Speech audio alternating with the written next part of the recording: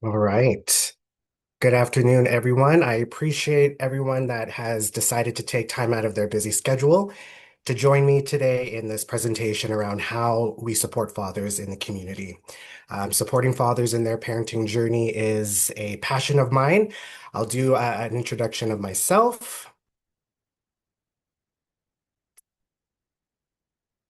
So I have been with Families Matter for 19 years. I started as a practicum student while I was finishing my degree at Mount Royal in the Child Studies program, and here I am 19 years later. I've had the opportunity to work in various fields within the organization, starting in early childhood education, family support, one-to-one home visitation, group facilitation, youth programming, leadership, and professional development.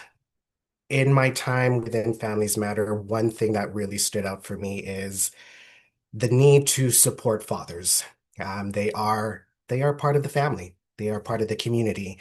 And so being able to support them in their parenting journey has become a passion of mine because we know that there are far and few supports for those that identify as fathers. And so I've been fortunate that I've been able to deliver programming in a variety of settings, both in our resource centers, but also working with incarcerated men in our jail system, working with those that are navigating sobriety and addictions in recovery centers, working with homeless, marginalized populations. And so I've been very fortunate and blessed to work with a wide breadth of father figures. I'm going to do my best. And so, yes, chat, put all your questions in the chat and I'll kind of navigate here and there. And I'll do my best to answer those questions kind of throughout, and if not, towards the end of the program. I'm a program facilitator, and so this is my contact information. Feel free to jot this down. I am always up for having conversations with community partners, with people in the community themselves, fathers, looking for more information. I think it's important that we talk about this and seeing how we as Families Matter can support any one of you in your fathering journey, or if you are supporting someone that identifies as a father, reach out. Okay, so the objectives, again, we're gonna look at some myths and themes associated with fatherhood.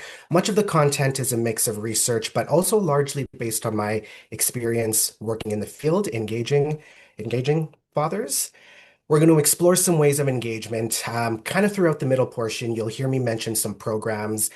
There will be a deeper dive into some of those programs towards the end of the program or end of the presentation, which will highlight some of those program components that we've done and Families Matter through our Fathering for the Future program. And again, possibly as a means of referral, as a means of further information around how can we support our fathers in the community. I think it's important that we start with the definition. And so when we look at father, papa, whatever term we want to use, it's broadly defined to include biological, adoptive, and a wide range of father figure types and presences in the children's lives. Um, that can look different for so many people based on circumstances, just based on structure.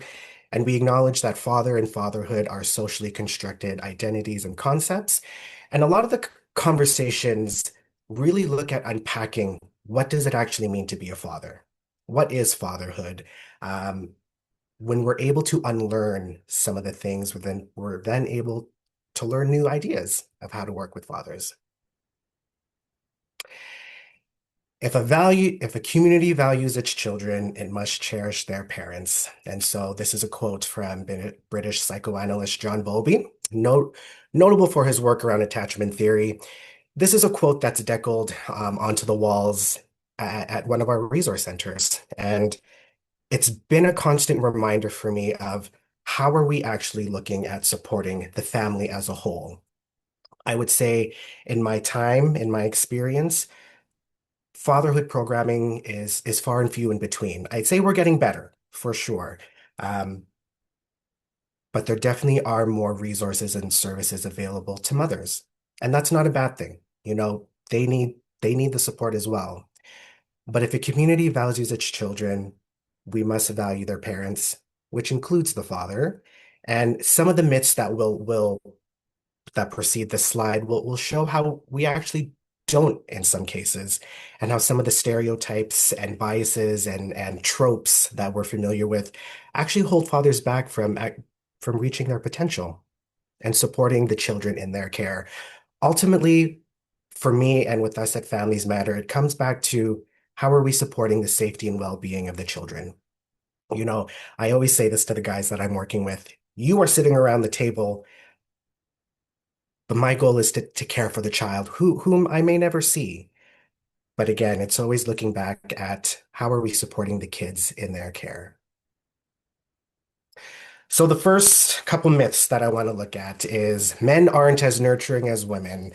Mothers are always the primary caregiver. And so I want to say with the myths that we'll explore, they have been things that have come up in the groups that I've facilitated, in the work that I've done with men and fathers, and things that we hear just in society. And so this notion that men aren't as nurturing as women, I think a lot of the myths are rooted through a gendered lens based on societal expectations. And when we look at society expectations, we're going hundreds, thousands of years. And so part of the challenge is how do we unlearn some of those things?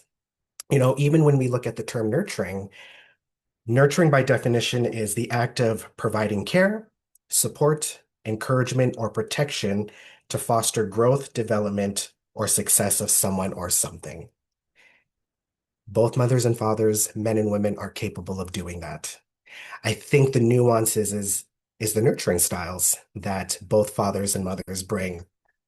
You know, the research says that mothers typically show nurturing in a calm, soothing manner, whereas fathers show a more appreciation of the tactile, the play experiences, which equally fair and equally important. And it's not to say that mothers can also be that boisterous, um, playful, tactile type as well. And so again, when we look at nurturing and redefining what that means, both mothers and fathers have the ability to nurture. It's just going to look different. When we look at biology, um, oxytocin, which is kind of known as that love hormone, that cuddle hormone, that is important in child development, child bonding. Both men and women have the ability to produce that hormone. And so again, it's it's not to say one is incapable or another. It's just going to look different based on their nurturing style. The mothers are always the primary caregiver. I think, again, a lot of what I've heard is mothers are the primary caregiver, and so by default, that must make me secondary. And there's a lot of shame that can come with this. You know, secondary can feel not good enough. You're not capable. But that's not the case at all. And so again, when we look at primary care, at the end of the day, it's realizing the potential of how do we incorporate, how do we include the father to become, to be part of that. And so really eliminating that word primary, at the end of the day, both mothers and fathers are caregivers to their child. And so I think also what this myth does is it places a lot of stress and undue pressure and expectations on mothers, which we know is not fair. We really do start we need to start holding fathers more accountable for sure in some of the day-to-day operations and show that they are capable of contributing in many ways that mothers are. And so what you'll see here is a series of pictures. All of the pictures that you'll see are pictures of our papas, pictures of our dads that are engaged in our programming, and really meant to juxtapose some of the myths. You know, men can be caregivers. Men are just as nurturing.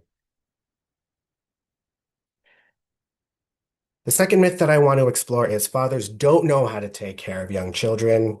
The father's role is to provide and protect the family. Now, again, I think we've all seen the tropes of the bumbling dad, the incompetent dad, the one that doesn't know how to change the diaper or warm the bottle. And again, we've kind of highlighted these stereotypes to show that fathers are incapable. But what we know is they actually are. Um, the truth is, parenting is learned. We often hear that there is no handbook in becoming a parenting, and and you could take all the um, pre-baby classes and education classes, but adaptability is important. Being prepared for what's to come, that's part of parenting. And so it is an opportunity to journey alongside them and adapt together in meeting their child's needs. I think with this notion, the provider, the protector, a lot of discussion that I do with men is really expanding what the roles of fatherhood is. And even when we look at the term provider, I think in the past that's been associated with being the financial provider, being able to provide for those basic needs.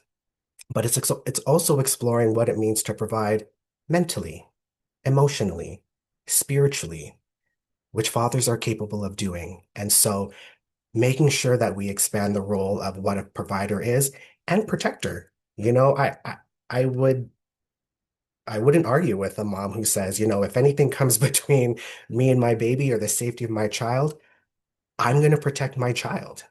And so mothers too can be providers. Mothers too can be the protectors.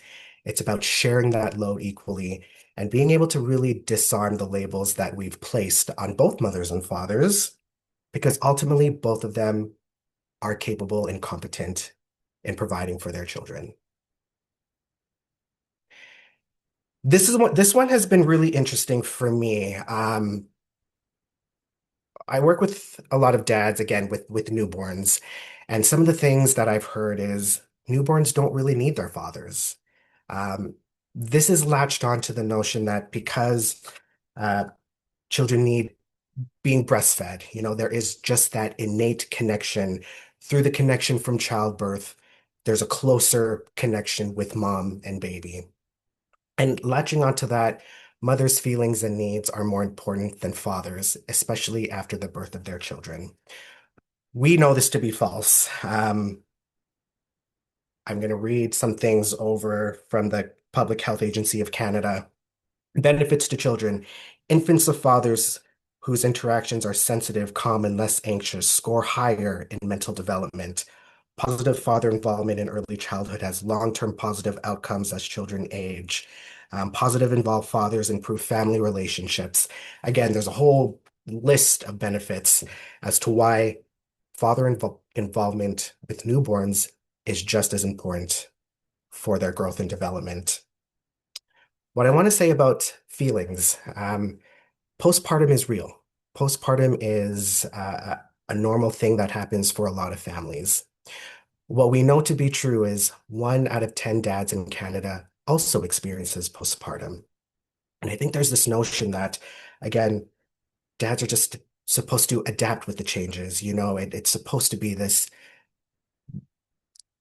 glorious time. But we know for women who are navigating postpartum, it isn't always the fantasy that we make it out to be. It's not always the fairy tale. And that goes for fathers as well. And so they are navigating a shift in relationship, a shift in dynamics. And there's also research in a pan-Canadian study in 2021, 22% had symptoms of comorbid depression and anxiety in the first year. And so we know that the challenges fathers face, um, and it's acknowledging that postpartum is a real thing for fathers. And in our perinatal mental health program with Families Matter, we are starting to see more dads reach out and access support to navigate those symptoms of depression and anxiety. These are a couple of the papas in the infant massage group that I do that, again, show and have the ability to be nurturing, to be sensitive, and to be involved in their children at a very early age. And this last myth that I want to explore is men are unemotional. Men don't want to talk about their feelings. This one hits closest to home because I have been able to engage in some pretty significant conversations with fathers around this topic. Yes, for a lot of our guys, they may not have had the role modeling, the examples of what regulation looks like, what expression of feelings look like in their home, and the common theme that I've heard in the groups, and particularly in the groups that I've done in our jail system and recovery centers, is we just haven't been given the opportunity to talk about this. You know, there is this stigma that men don't want to talk about their feelings, but oftentimes they haven't been given the opportunity to do so. And it's quite powerful when you can have a group of men who can acknowledge what it was like growing up, what it was like to not have someone that validated them, that didn't show an appreciation for their efforts or their encouragement, and what they wish they had. And so, what we know is men are emotional. Men can talk about their feelings. We just have to be comfortable to provide the space for that to happen. Quite powerful. There's some of our dads in this. So, what's the significance? Again, when the opportunity came to present to for this presentation, we really look at why father involvement is important. And this is a stat from National Institutes of Health. Higher quality involvement is associated with lower levels of internalizing, so anxiety and depression, and externalizing, aggression, delinquency, behavioral problems in adolescence. Now, again, we really believe that if we can reach fathers at an early stage of their child's development, get them involved, help them see their role as a capable, competent father who can support the well-being of their children, successful outcomes will be the outcome. And so it's important that we start talking about how we include fathers, how we acknowledge them, because it directly impacts the safety and well-being of our children.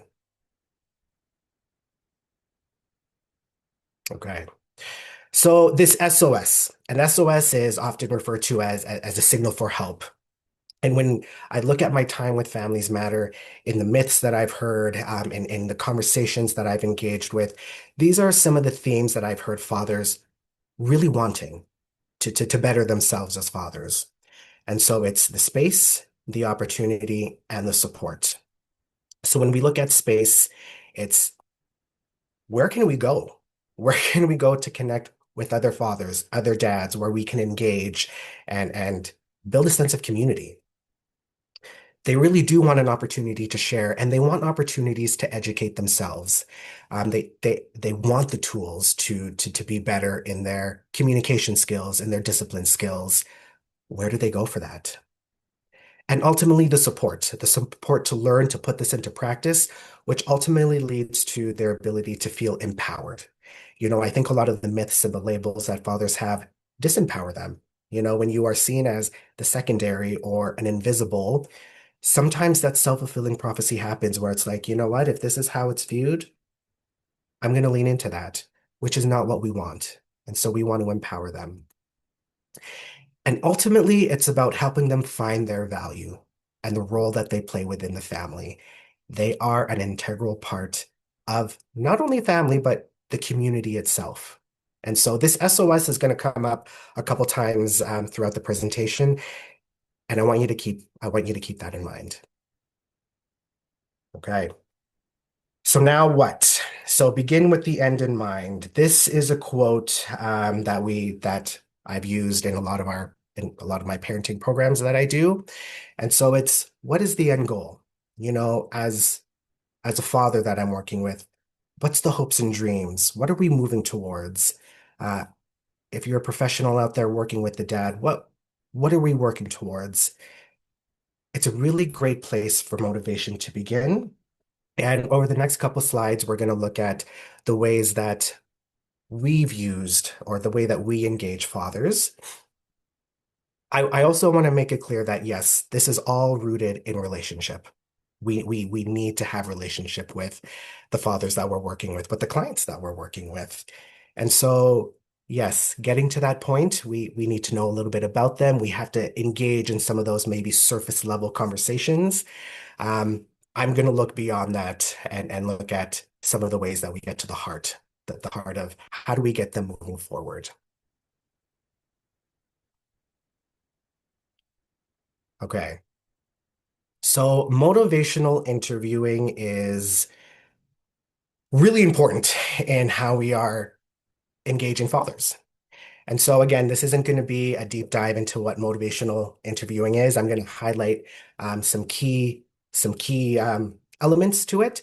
And then the next couple slides will show some of the questions that we use to elicit some of that reflection, kind of those thoughts to get them moving forward. And so when we look at motivational interviewing at its core, it's a collaborative, goal-oriented style of communication that strengthens a person's own motivation for change by exploring and resolving ambivalence. That's a whole lot of words. At the end of the day, we want the fathers to, hey, create the goals that they want. How are we going to get them there? I would say 100% of the time in working with fathers that engage our programming, they're coming to us because they want to do better and be better for their kids. Very broad. What does it mean to be better? What does it mean to do better? But they have that goal of wanting to be more present in their children's life. They just don't know how to get there. What we also know about this is telling someone what to do doesn't always work. When we can lean into what their hopes and dreams are and challenge them gently, we can get to a much more impactful place. And so when we look at motivational interviewing, the first one, the reds, is kind of what we're looking at. So rolling with resistance, being able to hold space. Now, again, that SOS, space was identified as something fathers are looking for, having the space to connect, having the space to have their feelings heard, having the space to acknowledge the challenges that they're navigating. Now, yeah, we have to make sure within our spaces, it's intentional. We aren't within Families Matter, we aren't therapy. This isn't a partner bashing session by any means, but we can hold space and hear what are the challenges right now. I can hear that this is happening for you. And part of that is sometimes you got to bite your tongue. Rolling with resistance is sometimes just collecting what's being said and how can we use that down the road. An example of this is oftentimes when it comes to discipline, spanking will inevitably come up. Some feel that it's the right way. In that moment, if I were to say absolutely wrong, no, no, we might not get as far as with that individual as we would like. But again, being able to resist the urge to fix and argue and hear where they're coming from can lead us to, okay, how can we explore this a little bit more in depth? Expressing empathy. Again, when we empathy is really important.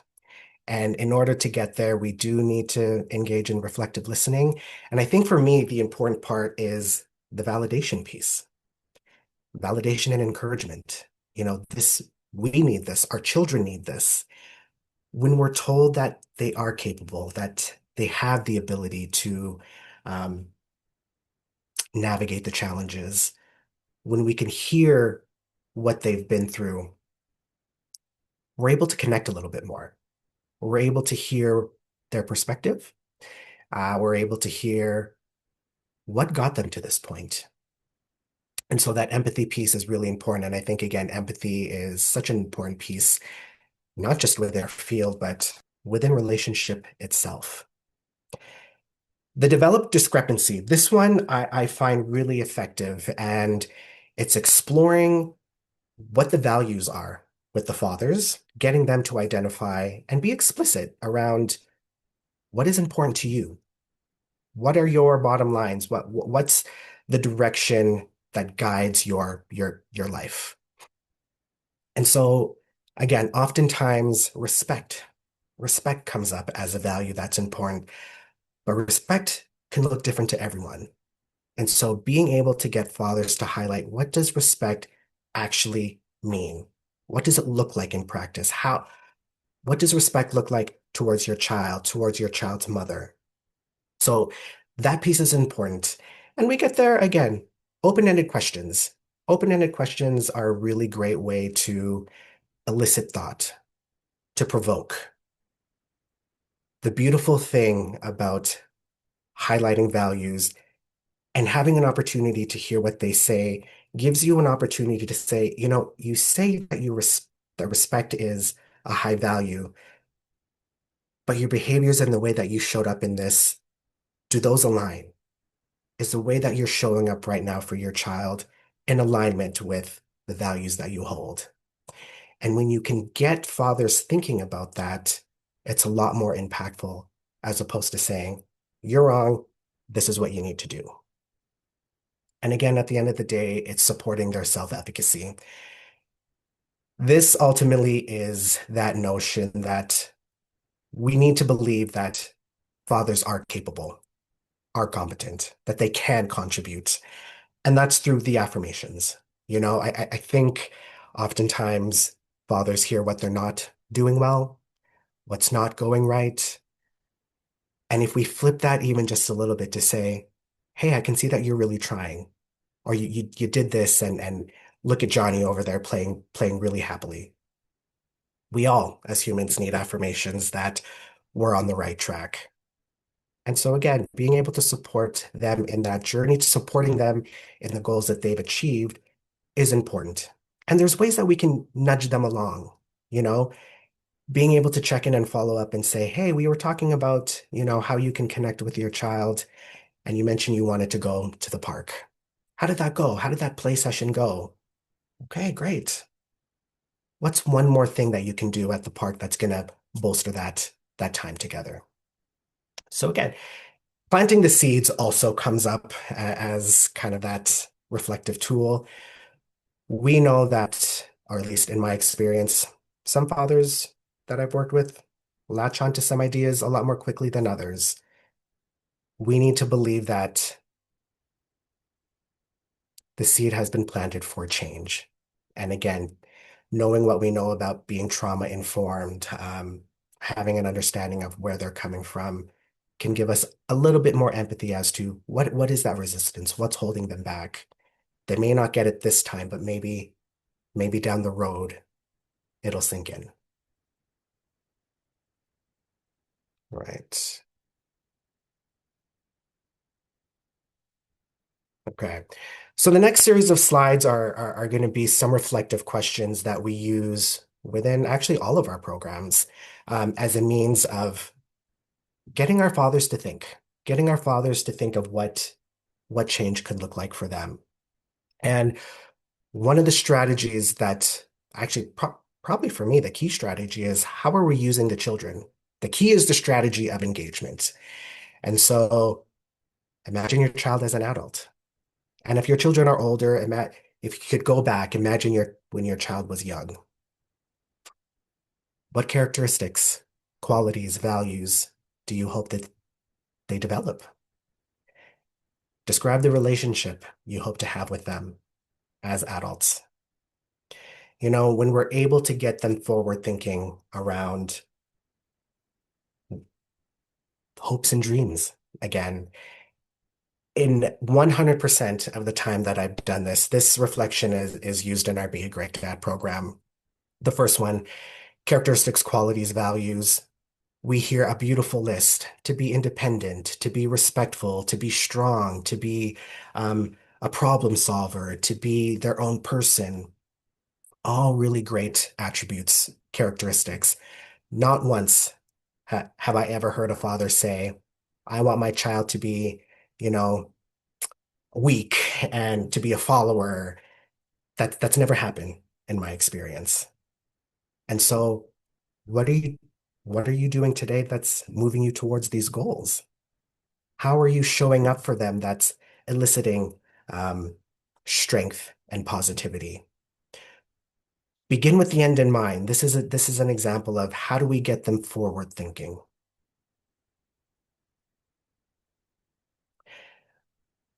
This is a reflection that we use in our Caring Dads program. And again, Caring Dads is a program that is for those that have perpetrated harm within their family structure. And so if you look at the relationship with your child as a contract, what are things that you do or have done that either strengthen it or break it? It's a very deep question, very thought-provoking for sure. And within this, we look at two spectrums, one end being child-centered and one end being parent-centered. And so when we look at being child-centered, it is being able to put the needs and values of the child at the forefront.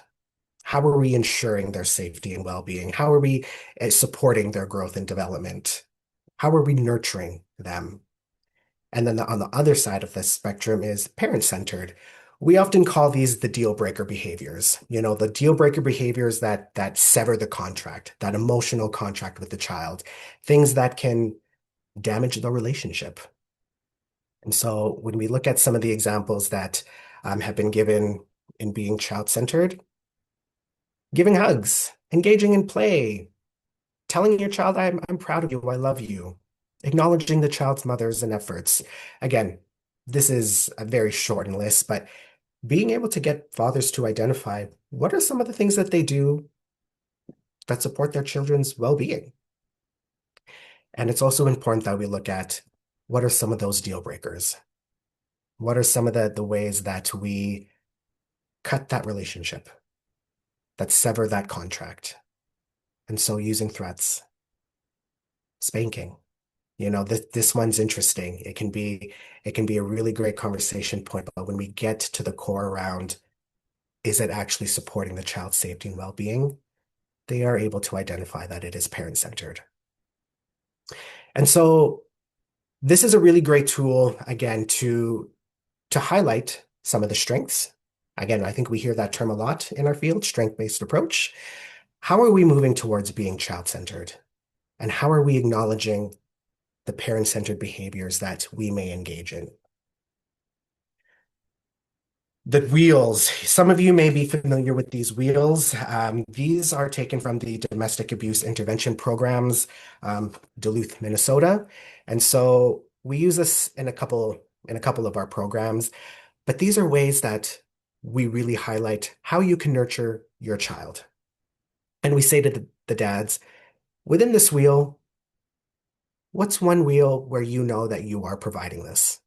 Let's build them up a little bit. Give me an example of how you show trust and respect. Really great way to highlight, okay, what it is that they're already doing. But when we look at motivational interviewing, when we can support their self-efficacy, part of this is also, okay, what's one piece of the wheel that you think you can do a little bit better in? Okay, so caring for yourself. What's one thing that you can do to fill that piece of the pie? A really great resource when you're looking at specific behaviors to highlight what it means to actually, or what it could look like to nurture children. Now, on the other end of the spectrum is the not valuing children wheel. And so this was adapted by the creator of the Caring Dads program, Katrina Scott. This is used again where domestic violence, gender-based violence has been identified in the home. And so using this and working with perpetrators.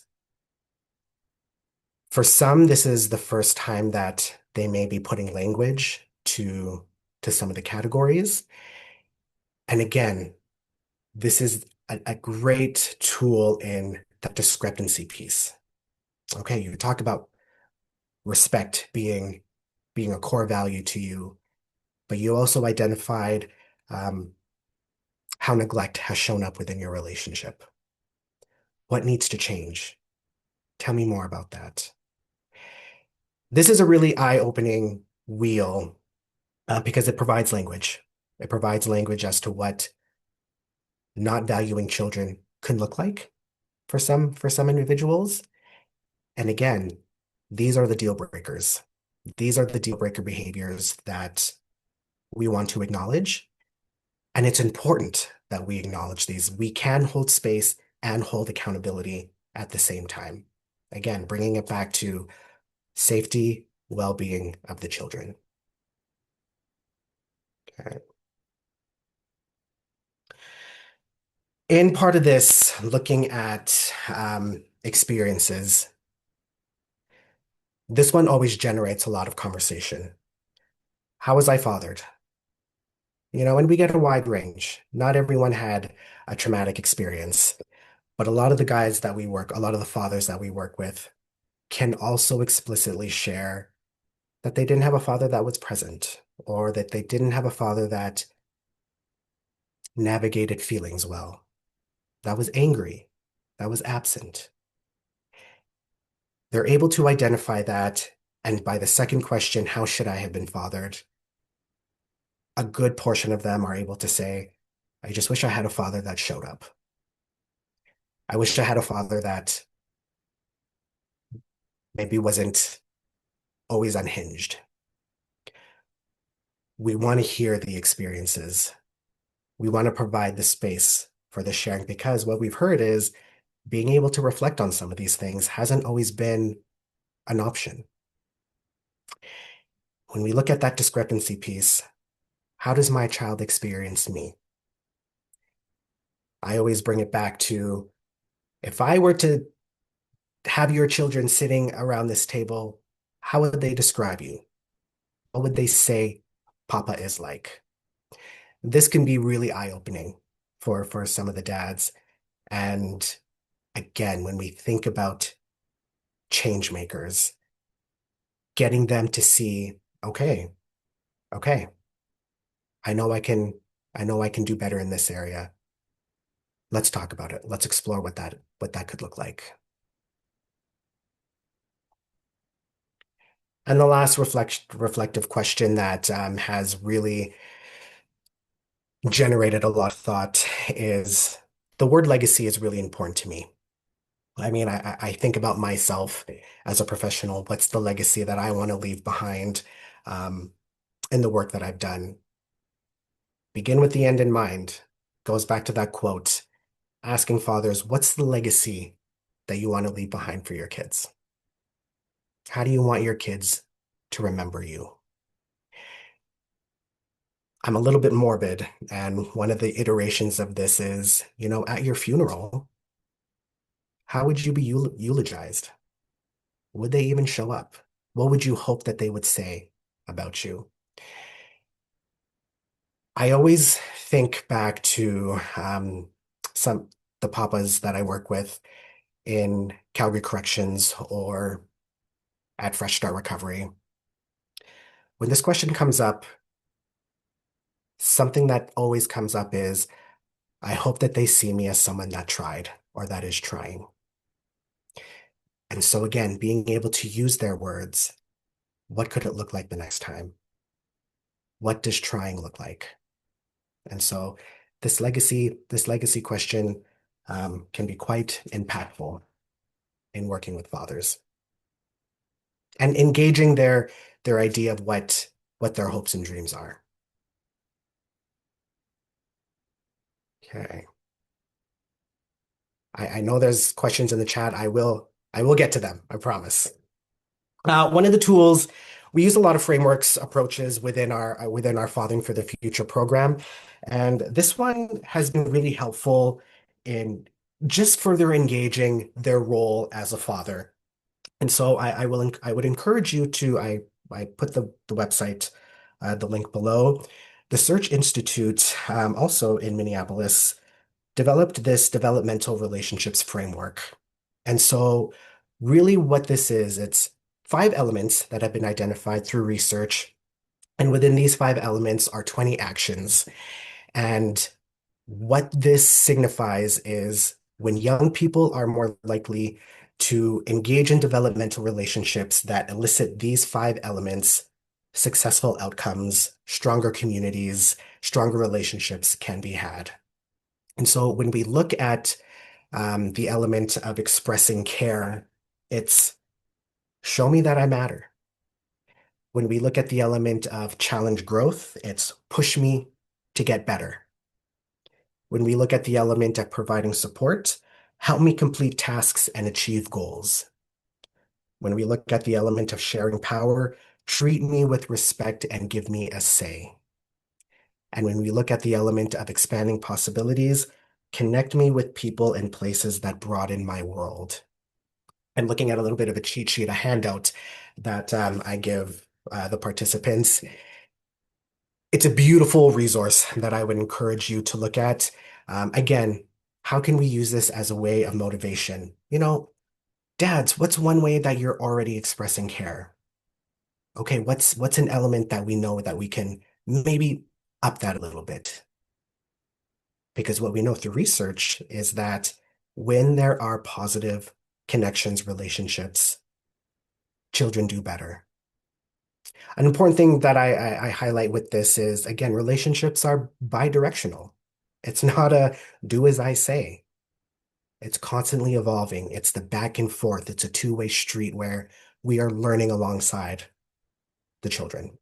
So the Search Institute, really great resource. The Reggio Emilia approach. And so I won't go too much into this. We take aspects of this, inspirations, I should say, within our caregiver child programming. So that's our Papa Bears program. And the inspiration that we really want to highlight is the image of the child. Under the Reggio Emilia approach, they view the child as capable, competent individuals who can contribute to their learning and self-discovery. The 100 languages of children really highlights that children are beautifully complex. Children have multiple ways of learning, be it visual, auditory, hands-on, sports. You know, there are 100 languages that children have. How are we supporting our children in that? How are we engaging with our children that also sees them as capable, competent contributors to their own learning? The community and family involvement is really important within this Reggio Emilia approach, and we know we can't do it alone. Fathers can't do it alone. We are hardwired for connection. When we can surround ourselves with um, a network of support, we can do better.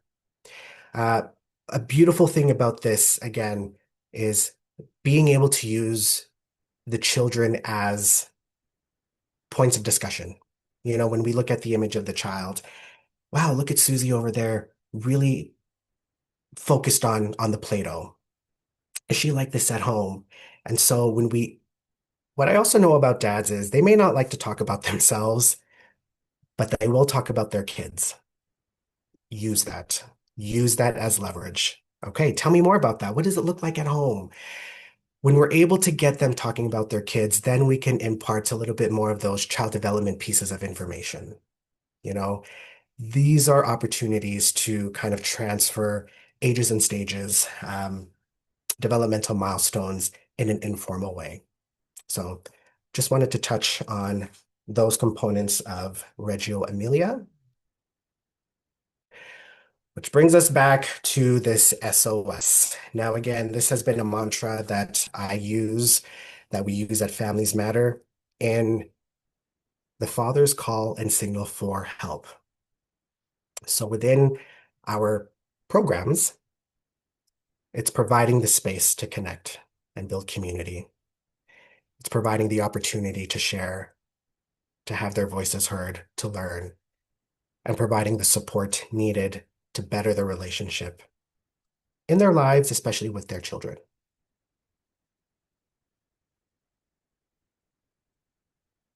I'm going to jump into our Fathering for the Future program. So these are some of the programs, these are the programs that within Families Matter are dedicated to those that identify as fathers and male caregivers. Okay? Designed to meet the needs. The ultimate goal is to support and strengthen the relationship with their children and families. Through this program, we have one-to-one coaching, group education classes, caregiver child programming, which I will get into. And ultimately, it's helping fathers see their value and the important role that they play. Value. Ultimately, value the when we value the caregivers, when we value the fathers, we are valuing the children. That's what it comes down to.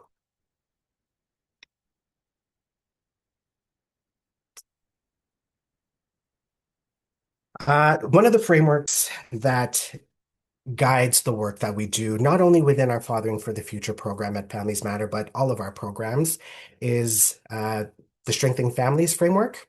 So again, some of you may or may not be familiar. Another great resource to have, another great resource. I've attached the link at the bottom.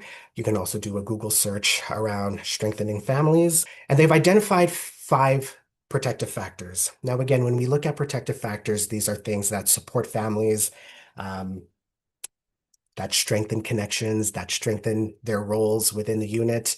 And so all of our programs look at these factors. Parental resilience. What does that look like to cope in adverse times? How do we build strength and resilience? Social connections. As I said, we can't do this work alone. People need to feel connected to others. How are we building those social connections? Knowledge of parenting child development, again, ages and stages. What we hear is, you know, dads actually want to know how to support their kids in various developmental stages.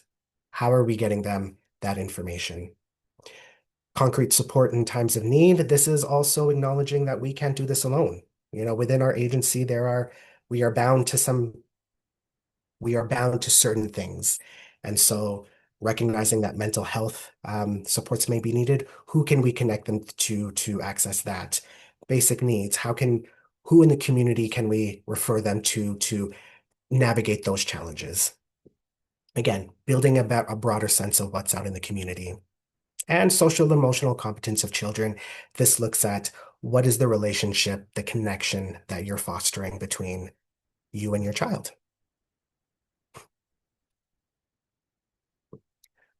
Okay, so these are some of the program components.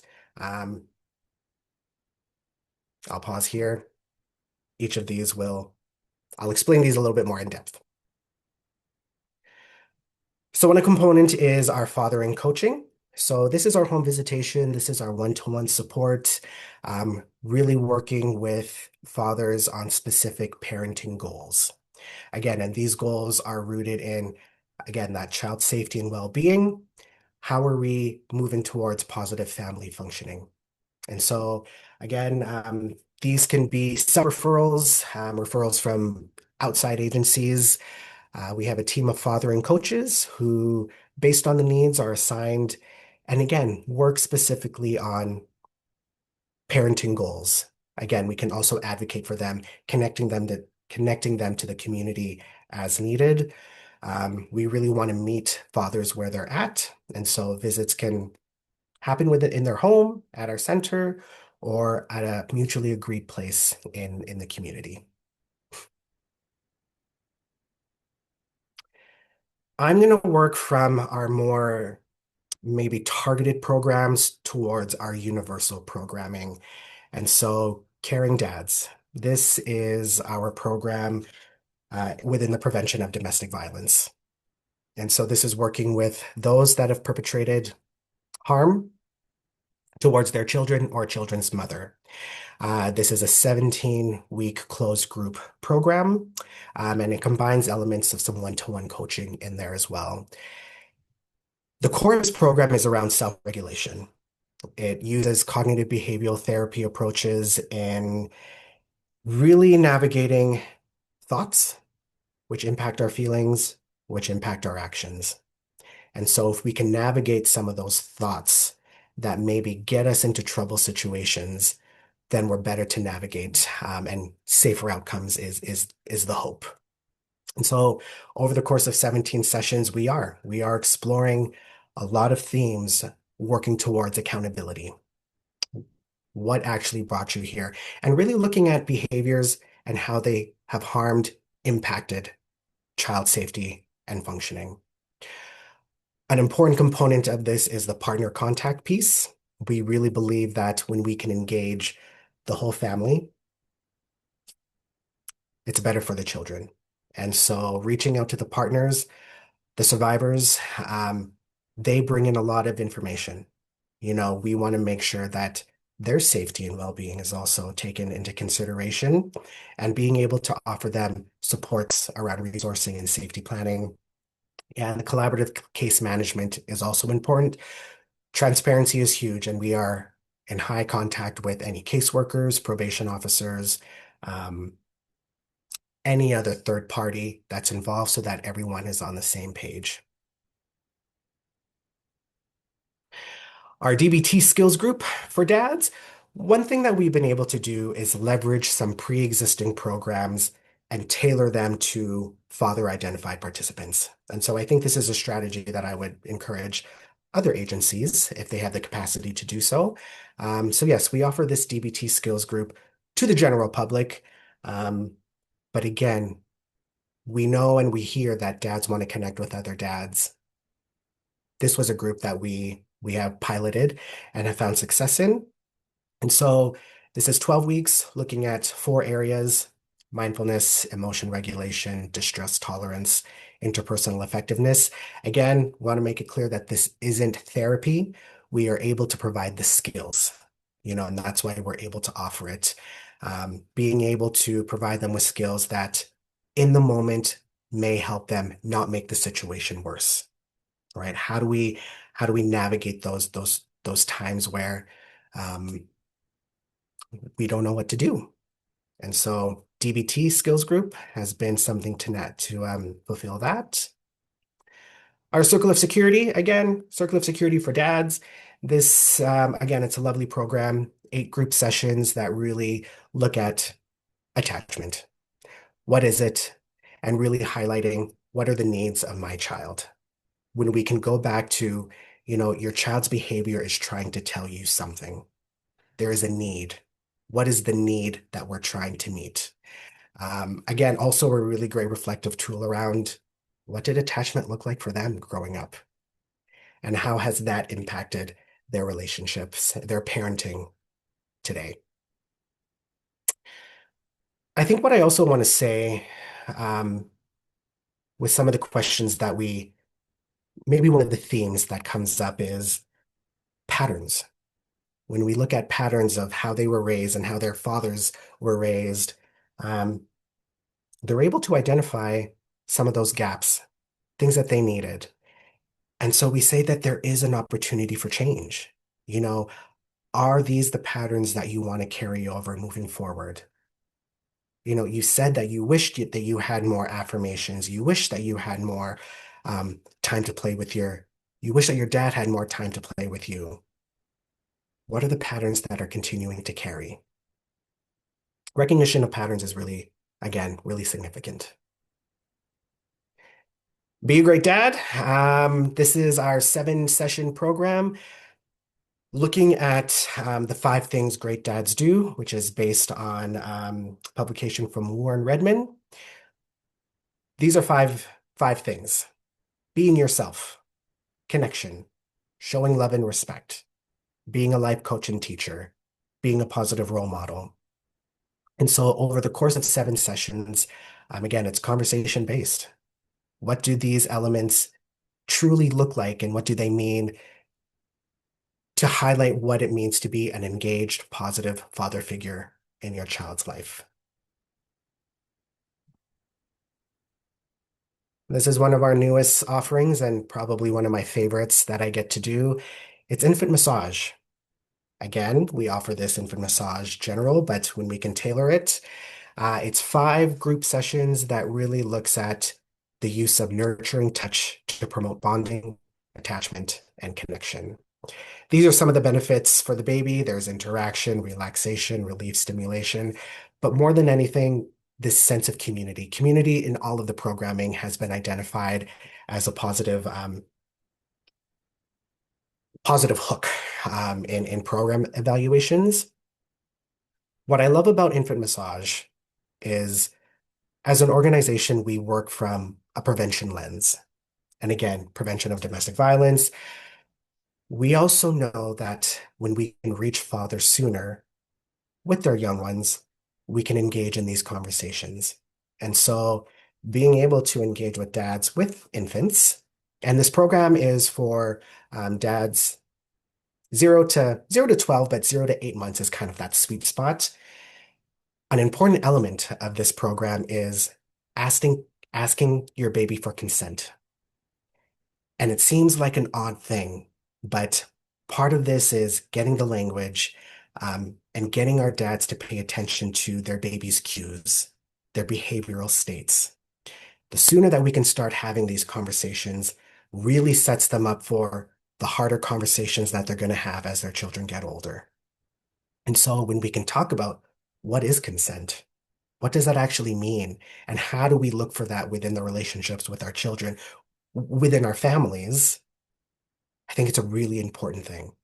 And so infant massage has been one of my favorite offerings. And then I'm with Papa Bears. Papa Bears is our caregiver child programming for fathers. 0 to 6 is the age bracket that we're looking at. And again, it's learning through play. Play is the job of the child. And as adults, we kind of lose this. We lose what it means to play. And so providing opportunities for them to engage, again, fosters attachment and connection. It's an opportunity to provide that child development knowledge. We do ages and stages questionnaires with papas to give them kind of a baseline snapshot of where their children are at. And again, creating community. One of the things that we've been able to really grow this program, and I remember when we were first starting this, being in community spaces, sitting at some community tables with people that I respect. There was this notion that, will dads actually come to this? Will they actually sit on the ground and sing songs and be silly? Yes. Yes, they do. And it's a beautiful thing to see when you can get fathers engaged with their children being silly. Again, it goes back to providing the space, the opportunity, and the support for this to happen. So again, Papa Bear's really great caregiver child program. Dads are not starting to step up, we're just starting to include them. I heard this quote from a presenter a couple years ago, and it just stuck out and resonated. For me, again, dads are always there. Dads are there. Dads want the support. We just need to give them that SOS, the space, opportunity, and the support to do so. Um, I'm proud that within Families Matter, within 2025, we served 881 fathers across the spectrum of our programming. Um, Previous to that, 2024, I think it was about 520 dads. And so again, what that tells us, what the numbers tell us is dads are out there. Dads are wanting support. Dads are wanting to do better, be better. They want the information. How are we supporting them in getting that? I blaze through those again, our website. Definitely check out our website. We have a wide array of programming supports to meet the needs of the family as a whole. Again, Fathering for the Future is one component that clearly I'm passionate about. But again, we have a breadth of programming that may be useful to you if you're a professional, if you're a caregiver watching themselves, give us a look and see what may apply to you.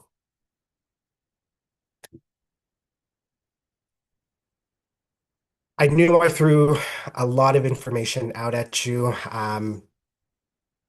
Take time to process, reach out, connect. I love furthering this conversation. How can we support you, whether you are, again, are a professional, or if you are a caregiver, a mother, a father, whoever within the family unit might be watching this, who might be looking for additional supports, reach out. I love engaging in this. I love the conversations. These are important conversations to have. Um, Fathers are part of the family and they're part of the community. what can we do to further support that?